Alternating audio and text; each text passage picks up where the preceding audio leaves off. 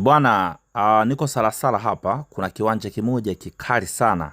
Hicho kiwanja ni kiwanja cha 3 kutoka barabara ya lami, yani kiwanja cha 3 kutoka barabara ya lami, mtaa wa Kibabe wa Kishua sana sana. Hiki kiwanja kina kuta 3, yani unajenga kuta moja tu kwa ajili ya kumalizia fence.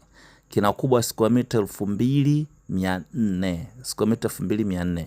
Bei inayouzwa kwenye hicho kiwanja milioni 450 mazungumzo. Square meter 2400, Salasala, mtaa wa Kishua wa Kibabe sana sana sana. Narudia tena, mtaani wa Kibabe sana. Ukubwa square meter 2400. Bei inayouzwa milioni 450 mazungumzo. Milioni 450 mazungumzo. Salasala, mtaa Kishua sana, wa Kishua sana. Kiwanja cha 3 kutoka lami, milioni 450 mazungumzo.